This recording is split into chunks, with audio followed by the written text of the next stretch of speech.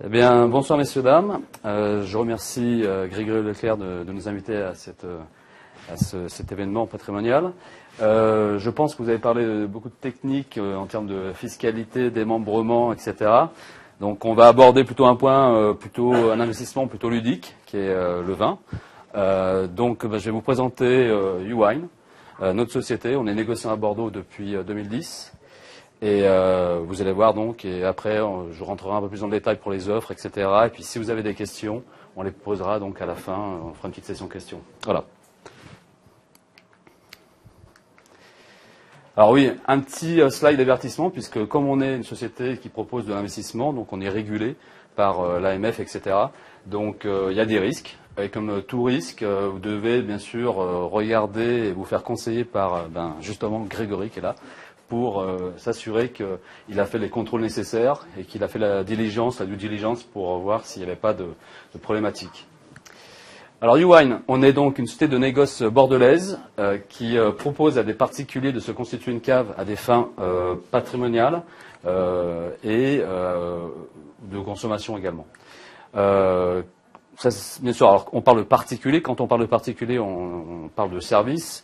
Quand on parle de service haut de gamme, on veut sur ce point-là attirer l'attention sur le fait qu'on fait des services sur mesure, qu'on a une certaine exigence, et puis qu'on propose également de l'exclusivité pour nos clients. Alors l'exclusivité, c'est par exemple, on fait des tournées châteaux, on fait vraiment des choses dédiées pour nos clients une fois qu'ils sont chez nous. Régulièrement, tous les mois, on fait des tournées châteaux et les clients peuvent venir. Donc on passe vraiment des moments très sympas. On fait des dégustations également. J'ai une petite vidéo qui va mettre dans l'ambiance, en fait, qui présente Uwine. Uwine est une société de développement bordelaise à destination des particuliers privés. Uwine a été créée à Bordeaux en 2010 par la famille Ebrard, ex-copropriétaire de Château-Cheval-Blanc, héritier d'une longue tradition viticole depuis 1832. L'entreprise est dirigée aujourd'hui par Thomas Ebrard, qui, avec son équipe, sélectionne des châteaux qui nous racontent une histoire. Notre mission est de faire partager aux particuliers privés du monde entier nos accès aux plus grands crus classés de Bordeaux. Uwine a un trois types de clients. De purs investisseurs qui sont à la recherche d'un investissement alternatif qui soit à la fois tangible, sécuritaire et responsable. Des amateurs de vin qui souhaitent se constituer une cave et financer leur consommation en revendant une partie de leurs investissements. Des parents ou grands-parents désireux de constituer une cave pour le compte de leurs enfants ou leurs petits-enfants. Nos clients font partie du club Uwine. Ils peuvent bénéficier de services haut de gamme, création et gestion de caves sur mesure, création d'événements avec leurs proches ou visite des grands crus classiques. Nous avons un comité de sélection des plus prestigieux, composé d'Émeric de Cloué et de Thierry Dessau. Nous sommes uniquement tournés vers les clients finaux. Nos caisses bois, au format cadeau et prestigieux, assurent luxe, sécurité contre la fraude, rareté sur les marchés et une meilleure conservation. Le vin, c'est une histoire de passionné, c'est une histoire compliquée. Et Uwine va permettre d'accompagner ses choix et de faire le travail à la place. C'est-à-dire directement aux propriétés et non directement aux particuliers. Sans doute même au consommateur final, celui qui boira la bouteille. C'est le vrai sujet de la discussion. C'est l'expertise, c'est la jeunesse, c'est la persévérance, le dynamisme, et je pense que voilà, il faut des initiatives comme ça dans le vin et dans le commerce du vin. Ce sont des personnes qui sont un peu comme moi, c'est-à-dire que quand on porte une ceinture, on n'hésite pas à rajouter des bretelles pour être sûr que le pantalon ne tombe pas. Et dans le contexte actuel, notamment dans le contexte du vent de Bordeaux et d'ailleurs, c'est très rassurant. Un chef des ventes primeurs, il y avait un vrai travail de négociant. On porte, on stocke pour présenter après des formats aux clients particuliers, des formats d'exception, Magnum, Magnum, Gironnois et plus, avec des coffrets vraiment étudiés. Donc c'est tout humain, du sur-mesure. Et cette approche-là est relativement intéressante et dénote parfois avec la plupart des négociants avec lesquels on peut travailler. Uwine apporte du sens. Le sens de protéger ses clients, le sens de respecter et d'apporter une vraie valeur ajoutée au grand cru classé.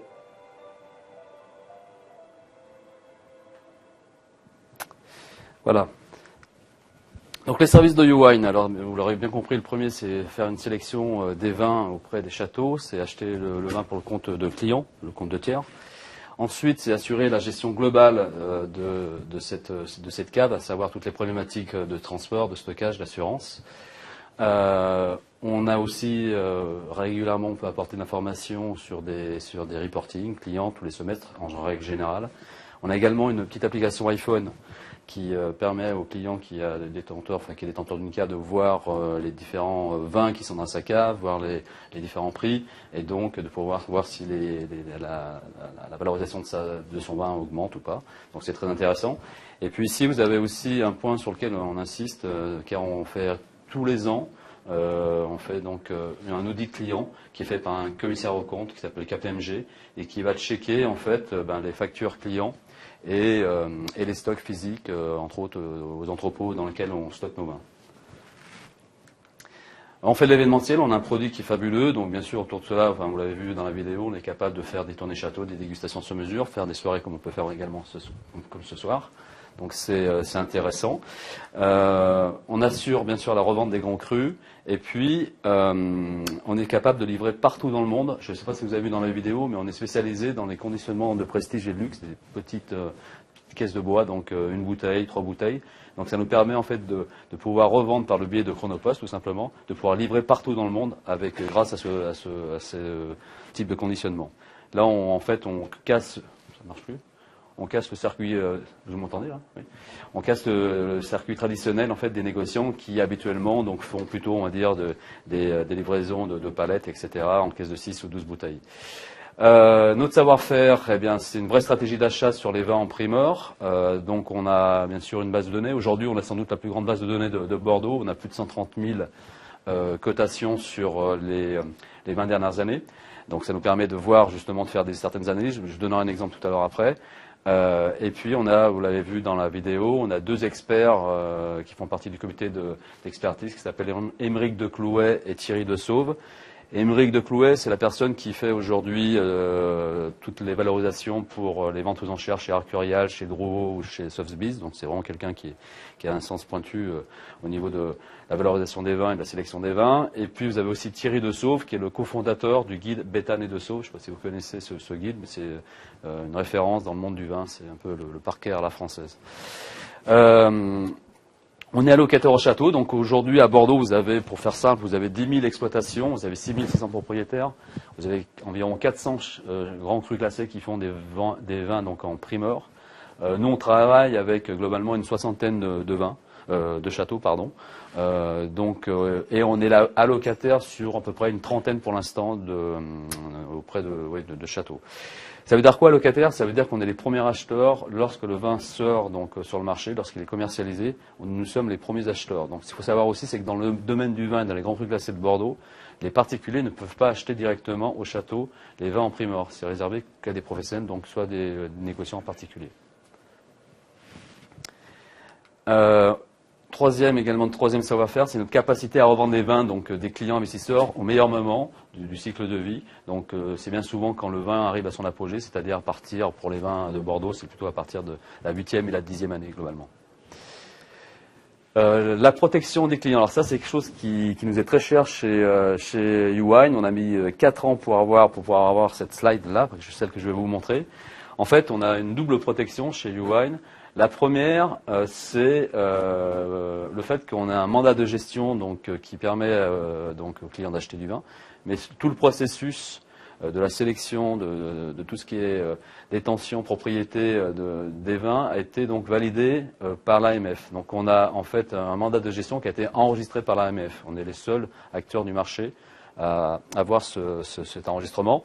Ça nous a pris plus de 4 ans pour avoir cet enregistrement et beaucoup d'argent également au niveau des avocats. Deuxième protection, c'est la place de marché de Bordeaux. Alors c'est pas une place physique, hein, c'est simplement le fait de dire que on est capable d'envoyer des appels d'offres à tous les courtiers et négociants de Bordeaux et très vite en fait la vente des vins peut se faire sous un délai d'un mois, un mois et demi. Donc la place du marché de Bordeaux, c'est quand même l'endroit où, de par le monde, on vend le plus de vin le plus rapidement. Après, vous avez Londres, vous avez Hong Kong également. Donc ça permet effectivement d'avoir une certaine liquidité pour la revente des vins. Ça marche C'est un marché organisé, oui. Oui, oui. Vous avez... Alors, c'est pas coté, mais par contre, vous avez... Alors, à Bordeaux, vous avez un marché, ce qu'on appelle un marché tripartite. Vous avez les châteaux, les négociants et les courtiers. Les courtiers mettent en rapport les négociants et les châteaux. Et en fait, par exemple, vous êtes négociant, je suis négociant, vous avez une palette de les moutons Rothschild, faisant-nous plaisir, à me vendre. On se connaît bien, je serai obligé de passer par votre courtier. Au passage, il va prendre sa petite dîme de 2%, mais il est assermenté l'État et il va m'assurer que le vin, effectivement, il aura fait la traçabilité du vin, et donc je serai sûr que je ne vais pas acheter en fait des vins de contrefaçon. Voilà. Donc c'est une partie du travail du courtier. Le courtier va aussi dire au château, voilà, je connais moi un négociant qui est très sérieux, qui travaille très très bien en termes de commercialisation des vins, et donc je te conseille de lui allouer une quantité de vin. Donc voilà, le rôle des courtiers, c'est ça. Et donc les courtiers, ce sont les gens qui à Bordeaux connaissent vraiment la cotation des vins de Bordeaux. C'est-à-dire chaque semaine, chaque lundi, on reçoit un tableau des courtiers de Bordeaux. Alors ça reste, c'est pas public. C'est une cotation entre professionnels. Effectivement, il n'y a pas de cotation publique. Alors certains dans le domaine s'inspirent d'une bourse, le Livex. C'est un indice qui est sur la bourse de Londres, qui existe depuis 2000, qui représente les échanges auprès de 400 négociants. Mais il n'y a pas une vraie cotation. Okay.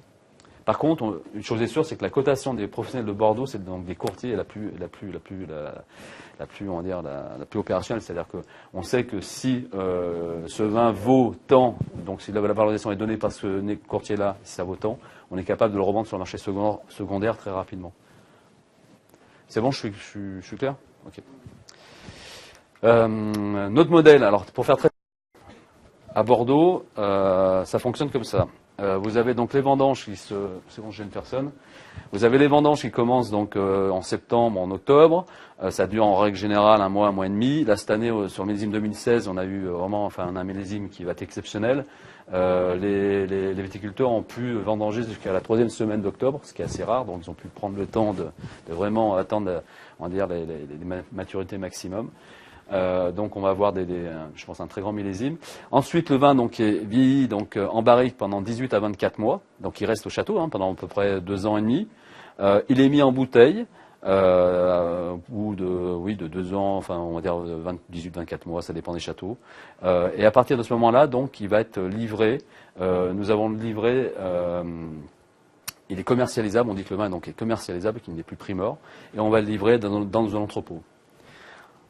Après, donc, il va y avoir, on va dire, une période où le vin va prendre de la valeur. Donc, je vais vous faire voir une courbe, c'est la performance naturelle du vin. Et au tout début, donc, on voit que ça augmente pas trop, mais par la suite, ça prend quand même énormément de valeur. Donc, on attend l'optimum et l'apogée du vin pour justement, après, pouvoir revendre les vins à ce moment-là. Alors, c'est lié à ces points-là. C'est lié au fait à la rareté d'origine. Comme je vous le disais tout à l'heure, des particuliers ne peuvent pas acheter directement du vin au château, en primeur, toujours. Donc c'est dur d'avoir du vin, c'est que ce sont que des professionnels. Le vin, c'est un des seuls éléments qui peut se bonifier en vieillissant. Donc un vin devient plus il est bon au goût, plus les gens le veulent, et donc ça se bonifie. Il y a la rareté également. Toute bouteille qui est consommée, les stocks diminuent. Vous avez une production qui est limitée chaque année. Donc, par rapport à ça, vous avez donc une quantité qui diminue au fil du temps. Et donc, la rareté se crée comme ça. Et puis, on est aussi sur, il faut le dire, depuis une décennie, on est sur des produits de luxe, surtout avec l'arrivée des nouvelles bourgeoisies depuis 2008, 2009, 2010. Bourgeoisie asiatique en particulier, ou russe, ou brésilienne. Donc ces gens-là deviennent riches, veulent avoir des belles maisons, des belles voitures, des belles caves et des belles étiquettes. Et donc ils sont prêts justement à acheter des produits très chers. Donc voilà comment se crée en fait cette valorisation naturelle. Vous avez aussi donc le vin, c'est bien sûr un marché, donc il y a une certaine volatilité, c'est un prix de marché, donc il peut y avoir des fluctuations à la hausse, il peut y en avoir aussi à la baisse. L'assurance, en tout cas, d'acheter un vin en primeur, c'est que globalement, ici, si vous l'achetez à ce niveau-là, et si quelques mois plus tard, enfin quelques semaines plus tard, il baisse, et si vous voulez absolument le revendre, vous ferez une moins-value. Alors que si bien sûr vous l'avez acheté au moment des primeurs, vous êtes sûr d'avoir quand même, on va dire, une plus-value, quoi. Vous limitez les risques. Alors, le modèle de Yuan, vous l'aurez bien compris, c'est d'acheter en primeur. c'est aussi attendre donc la valorisation naturelle, donc qui est sur, on va dire, un délai de 5 à 8 ans globalement. Et puis, bien sûr, on peut également saisir des opportunités si, au bout de la 3e, 4e année, comme ici, vous avez voilà, une performance, une surperformance du produit, et donc on peut revendre le vin pour vous à partir de la 4e, 5e année. En règle générale, le modèle économique sur le vin, c'est entre 5 et 8 ans. Ça, c'est un exemple que j'aime bien donner, puisque c'est un château, alors je vous dirai le nom après, mais c'est ce qu'on appelle chez nous les valeurs montantes, les Rising Stars. C'est pas forcément les châteaux les plus connus, c'est pas forcément un premier grand cru classé, ça peut être un 3e, 4e grand cru classé. Mais l'avantage, c'est que c'est des vins qui sont pas encore très chers aujourd'hui, mais qui peuvent avoir un potentiel en termes de valorisation important. Donc là, par exemple, une courbe égale un millésime. Donc là, on est sur le millésime 2000. Alors, millésime 2000, bien sûr, c'était le millésime du millénaire, donc c'était un millésime très comment dirais-je, avec énormément de valorisation. Après, vous avez donc différents millésimes. Donc, vous voyez, ce qui est intéressant de voir, c'est ça, c'est l'achat en primeur. Chaque vin acheté en primeur est environ acheté pour ce château-là autour de 20 euros, 20 25 euros. Et puis, on s'aperçoit que 5, 6, 7 ans plus tard, les prix ont doublé globalement. Donc là, c'est typiquement, on va dire, la base analytique qu'on parlait tout à l'heure. On en a énormément, et ça nous permet vraiment d'analyser, d'affûter encore plus notre sélection de vins. Parce que si vous avez un château qui nous dit, voilà, ce château, s'il nous dit, par exemple, en 2010, voilà, je veux vendre mon vin à 60 euros, on ne comprendra pas trop qu'il mette son vin à 60 euros, alors que la base, normalement, a toujours été autour des 20 à 25 euros. Alors, sauf bien sûr s'il y a un événement exceptionnel, si il a une super note de plusieurs critiques, etc. Donc là, effectivement, s'il y a vraiment des choses concrètes qui expliquent cela, on sélectionnera. Donc ça, c'est ce qu'on appelle donc les prix théoriques. Et vous avez aussi donc c'est la valeur de référence. Et puis vous avez donc les prix d'achat. Et donc nous, on achète vraiment plutôt ce type de vin parce qu'on est sûr globalement sur 5 à 8 ans de pouvoir faire des belles plus-values. Alors Yuan, nos offres, on a 3 offres. On a une première offre qui s'appelle Yuan Best. C'est un mandat donc de gestion individualisée d'investissement dans les grands crus classés de Bordeaux. Et c'est le mandat que je vous parlais tout à l'heure. Tout le processus a donc été enregistré par l'AMF. Donc là, en fait, le client achète du vin physique. Il achète ses propres bouteilles. Donc ça s'adresse à un profil, on va dire, investisseur-consommateur, parce que vous verrez par la suite, un client peut, s'il a fait des belles plus-values, il peut récupérer l'intégralité de sa cave, il peut demander de nous revendre l'intégralité de sa cave, mais il peut aussi dire, voilà, j'avais investi 10 000 euros, aujourd'hui, au bout de 6-7 ans, ma cave fait 20 000 euros, ça peut être le cas avec des rendements de l'ordre de 8% par an. Eh bien, je veux récupérer une partie de ma cave en bouteille, je veux boire ma plus-value en particulier. Voilà. Donc ça, c'est un système aussi qui s'adresse, on va dire, plutôt à un profil investisseur-consommateur. On a une deuxième offre qui est donc là, qui passe par le biais d'une société. Donc là, les gens achètent par contre des titres de cette société. Donc c'est une société en fait qui va chaque année, par le biais justement de ces augmentations de capital, acheter le primeur de l'année. Et vous l'aurez bien compris, ça s'adresse vraiment à un profil investisseur uniquement, donc c'est vraiment pour faire de la défiscalisation. Tout à l'heure, on parlait, je pense que vous en avez parlé, on en parle aussi dans le monde du vin. On peut, grâce à cette société Yuan Grand Cru, qui est en fait une filiale de Yuan, acheter les titres de cette société et bénéficier donc de tous les avantages TEPA, à savoir la réduction IR, ISF, et puis il y en a d'autres, on verra plus tard. Troisième offre, c'est Yuan Connect. Donc Yuan Connect, en fait, c'est une boutique en ligne de grands crus au format exclusif. Donc là, ça s'adresse plutôt à des consommateurs. Donc grâce à cette boutique en ligne, on est capable de pouvoir toucher et vendre nos formats de prestige de luxe partout dans le monde. Rentrons un peu plus dans le détail maintenant. Yuan West. Donc la première année, on achète les vins en primeur, vous l'aurez bien compris. Deuxième année, les vins sont mis en bouteille. À partir de ce moment-là, on va les stocker au Port-Franc de Genève. Alors, pourquoi le Port-Franc de Genève ? La Suisse, c'est un pays tiers par rapport à l'Europe, donc on peut en fait donc faire bénéficier donc aux particuliers français du fait de pouvoir stocker le vin en hors taxe. Donc voilà, donc ça permet, c'est vraiment intéressant puisque vous achetez pour la même somme, par exemple, vous voulez investir 10 000 euros, et bien vous acheterez 10 000 euros, vous ne paierez pas la TVA. Voilà. Donc ça, c'est uniquement dans le cas, si vous êtes, on va dire, si vous voulez stocker le vin en Suisse, et ne pas le récupérer par la suite. Si par contre vous voulez récupérer votre vin par la suite, vous devrez bien sûr vous acquitter de la TVA française.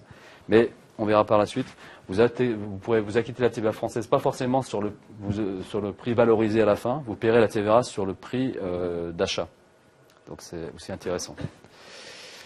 Ensuite, sur les 5 années qui suivent, les gens peuvent, nos clients peuvent regarder la valorisation de leur bouteille par l'application iPhone ou iPad ou par rapport au reporting qu'on peut faire au niveau de chaque semestre. À partir de la 5e année, donc là, il y a l'arbitrage, c'est-à-dire que nous, on va soit dire à nos clients, voilà, vos vins ont suffisamment pris de valeur, enfin, on pense qu'ils ne prendront pas bien plus dans les prochains mois, donc on vous conseille plutôt de les vendre. Est-ce que vous êtes d'accord? Oui, non. Oui, on leur fait signer un acte de revente et on revend leurs vins pour leur compte. S'ils veulent conserver les vins, ils conservent les vins. Voilà. Donc, ils auront bien sûr une plus-value et grâce à cette plus-value, ils pourront soit l'avoir en euros sonnants et trébuchants ou boire la plus-value, donc récupérer une partie du vin pour consommer cette plus-value. Je suis clair ou pas? Okay. Deuxième offre, donc là on revient, donc là on était vraiment, pour rappel, on était vraiment dans la partie où j'achète du vin physique, des bouteilles, et là on revient dans la partie plutôt où j'achète de défiscalisation, donc là j'achète des parts de titres d'une société pour défiscaliser. Les fonds sont destinés donc à acheter donc chaque année le nouveau millésime. Donc c'est globalement, on a des frais donc opérationnels qui sont limités pour les 8 ans globalement, parce que avec la nouvelle loi Macron, pour ne pas être retoqué par exemple sur l'ISF ou sur l'IR, il faut rester au minimum dans une société jusqu'au 31 décembre de la 7e année, donc 8 ans. Donc les frais qu'on indique ici, c'est pour les 8 années. Donc là, ce sont les frais opérationnels, mais il y a aussi des frais de commercialisation, des frais juridiques, etc. Ça veut dire que globalement, il y a à peu près autour de 15 points de frais pour les 8 ans. Ça fait environ 2%, 1,8% par an de frais. Mais il n'y a pas de frais d'entrée, pas de frais de gestion. La sortie du capital est optimisée justement à partir de la 8e année, puisque on est capable de faire, on le reverra après plus tard, mais on est capable de faire des réductions par capital. C'est-à-dire qu'on peut rembourser la mise de départ de notre client, alors qu'il aura déjà bénéficié en fait de la réduction ISF ou IR, mais à la fin de la 8e année, enfin, durant la 8e année, on sera capable de pouvoir donc lui rembourser sa mise de départ, et avec sans doute avec un objectif de TRI, c'est pas une garantie, mais de 5%. Donc si on achète bien le vin, comment? Après or. Oui, non, or. C'est-à-dire qu'aujourd'hui, on achète par exemple pour 1 million d'euros de vin. Clairement, enfin, on récolte pour 1 million d'euros de vin. On va avoir à peu près 850 000 euros de vin concrètement. Si on fait bien nos métiers, on l'aura bien acheté. Si à partir de la 5e, 6e année, on va pouvoir le revendre. Et globalement, on va pouvoir peut-être le revendre autour d'1 million, 1 200 000, 1 300 000. Donc on va pouvoir justement à partir de la 6e année avoir ça sur notre compte. Et donc au moment de revendre les vins à partir de la 8e année, on pourra faire ressortir nos clients. Donc on pourra rembourser en fait les premiers investisseurs historiques. On pourra leur rembourser leur mise de départ avec cet objectif de 5%, c'est pas une garantie. Si on n'est pas bon, on fera moins. Mais normalement, l'objectif, par rapport à toutes les track records qu'on peut avoir, normalement, on doit être capable de pouvoir le faire. Mais c'est pas une garantie, je répète. Yuan Connect permet en fait, comme vous voyez avec le petit pointillé, de revendre justement les vins de nos deux produits, donc Yuan West et Yuan Grand Cru, par le biais bien sûr de la boutique internet, et qui leur permet effectivement de pouvoir livrer les vins directement chez eux. Une mise en situation, donc avec un exemple, et puis on aura bientôt terminé. Donc j'ai un client qui a plutôt un objectif patrimonial ou de consommation. Donc il me dit, moi je veux que vous me créez ma cave. Donc on va aller plutôt sur la partie Yuan West. Donc on prend un mandat de 100 000 euros. C'est un mandat qu'on a régulièrement sur 5 millésimes. Alors pourquoi 5 millésimes? C'est parce que pour lisser le risque, vous allez avoir des millésimes qui sont de moins bonne ou de meilleure qualité. Donc il est préférable de vraiment lisser le risque. On fait des appels de fonds. Alors c'est 100 000 euros en fait sur 5 ans. Et on ne va pas prendre les 100 000 euros tout de suite. On fait des appels de fonds chaque année à partir du mois de mars de 20 000 euros pour pouvoir acheter justement chaque année donc les vins. Ce qu'il faut savoir, c'est que l'achat des vins en primeur à Bordeaux se fait pour les professionnels entre avril et jusqu'à juillet. On peut en trouver, mais le gros se fait à partir de mai-juin. Okay. Les frais de gestion sont limités à 2% par an maximum. Ça dépend du montant comment dirais-je, du mandat, mais ça je ne rentre pas dans le détail. Si on voulait, on pourra en reparler par la suite.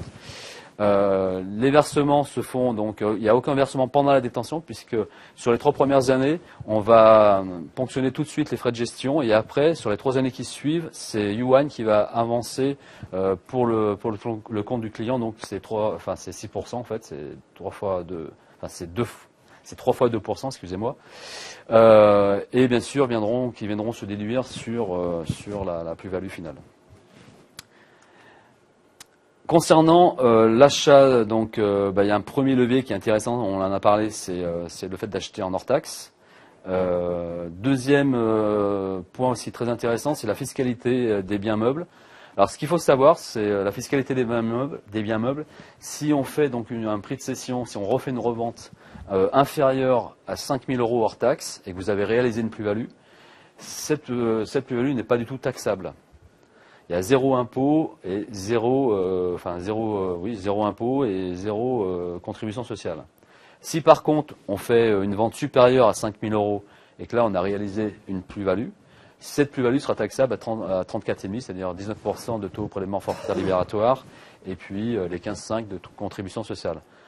Donc nous en fait, je ne sais pas si vous vous rappelez, on a tous nos petits formats, c'est aussi par rapport à ça, c'est le fait que dépasser avec une caisse de 3 bouteilles 5 000 €, c'est toujours difficile. Donc ça nous aide aussi à ne pas justement, ça aide nos clients à faire en sorte d'optimiser leur fiscalité.